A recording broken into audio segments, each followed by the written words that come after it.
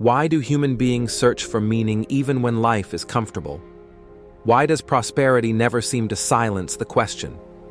Across centuries, people have had food, shelter, safety, and success, yet still felt an emptiness they couldn't name.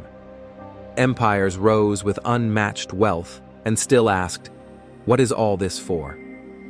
Individuals achieved everything they were told to want and quietly wondered why it wasn't enough. Meaning doesn't behave like happiness.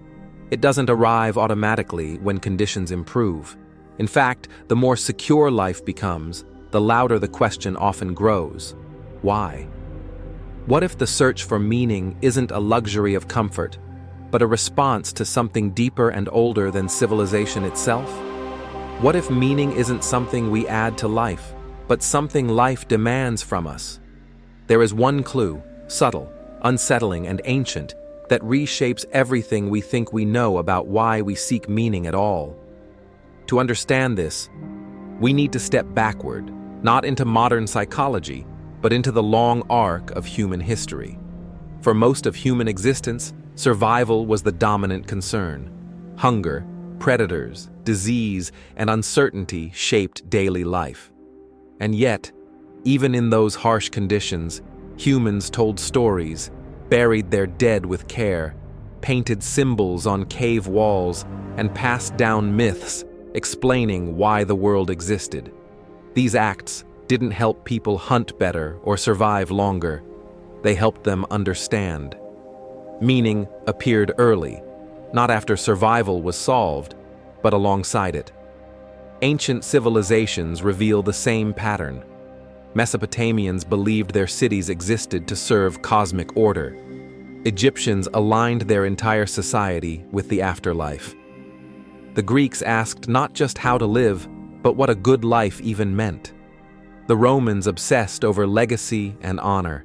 Across cultures, meaning wasn't optional, it was structural. When meaning fractured, civilizations didn't merely decline materially. They collapsed psychologically. Consider moments of deep upheaval: the fall of Rome, the Black Death, the collapse of the Bronze Age. People didn't only ask how to survive, they asked why suffering existed at all. When old explanations failed, anxiety spread faster than famine. Meaning wasn't decoration, it was infrastructure. Fast forward to the modern world. We live longer, we are safer, we are more informed. Yet anxiety, depression, and existential confusion have risen, not fallen. This paradox confuses us. Shouldn't comfort quiet the question? Instead, it amplifies it. Psychology offers one explanation: humans need purpose to orient themselves. But that answer only scratches the surface. Because people don't just want any meaning. They reject shallow meaning. They sense when something is artificial. A job, title, a purchase, or a slogan rarely satisfies for long. Meaning must feel earned. It must feel true. And most importantly, it must feel necessary. This brings us to the clue. Throughout history, meaning intensifies when humans confront one unavoidable reality: finitude, death. Awareness of mortality is not a flaw in human psychology. It is the engine of meaning itself. Other animals experience fear, pain, and pleasure, but they do not contemplate the fact that their lives will end. Humans do. And once that awareness emerges, something irreversible happens. Time becomes precious. Choices become heavy. Actions acquire weight. Meaning arises because life is limited. When ancient humans buried their dead with objects, they weren't naive. They were responding to a terrifying realization. Existence ends, but significance doesn't have to. This is why meaning collapses when people feel immortal, symbolically or materially. When life feels endless, consequences blur. When consequences blur, meaning dissolves. Prosperity can paradoxically weaken meaning because it numbs our relationship with limits. Empires fall not just when resources fail, but when purpose erodes. Citizens stop believing their sacrifices matter. Rituals hollow out. Values become performative. The question, why are we doing this, grows louder and unanswered. Even individuals follow this pattern. People often feel most alive when facing challenge, risk, or responsibility, not because suffering is good, but because stakes sharpen awareness. Meaning doesn't come from ease, it comes from engagement with limits. This insight reshapes everything. We don't seek meaning because life is confusing. We seek meaning because life is finite, and we know it. If meaning is born from finitude, then what happens in a world that constantly distracts us from it? What happens when death is hidden behind screens, youth is artificially extended, and discomfort is treated as failure? Are we losing meaning not because life is harsher, but because it feels unreal? If struggle, responsibility, and limitation are necessary ingredients for meaning, what does that say about a culture obsessed with comfort, speed, and endless choice? And more personally, if meaning cannot be consumed or purchased, where does that leave us? Are we searching in the wrong places entirely? The uncomfortable truth is this: meaning cannot be given to us. It emerges from how we respond to reality. The ancient philosophers understood this. Aristotle didn't define meaning as happiness, but as flourishing through virtue. The Stoics taught that meaning arises from aligning oneself with what must be endured. Existential thinkers later argued that meaning is created through responsibility, not pleasure. Different eras, same insight.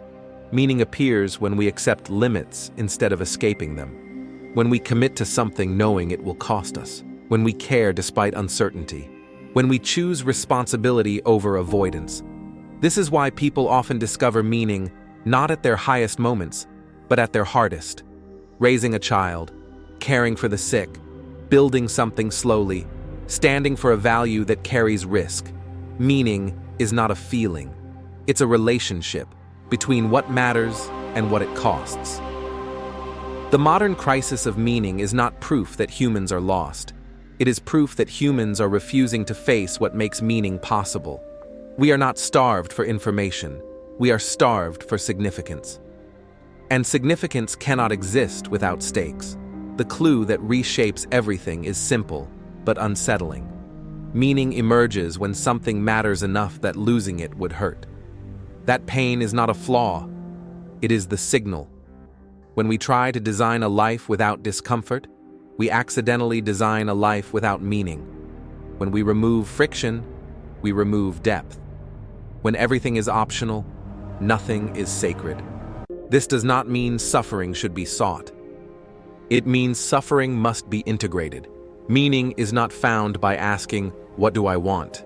It is found by asking, "What am I willing to carry?" History whispers this lesson again and again. Civilizations that remember limits build meaning. Civilizations that forget them drift. Individuals are no different. Perhaps the reason the question of meaning never disappears is because it isn't meant to be answered once. It is meant to be lived. And perhaps the real danger isn't that life has no meaning, but that we keep trying to make meaning painless. If meaning requires engagement with finitude, then the task before us is not to escape reality, but to meet it fully. Because meaning doesn't arrive when life becomes easy. It arrives when life becomes real. And that is why we seek it. Not because we are broken, but because we are human. If you found this exploration insightful, give this video a like, share it with a friend, and subscribe to Timeless Questions channel for more deep dives into philosophy, history, and human nature. Because the questions may be ancient, but the wisdom is timeless.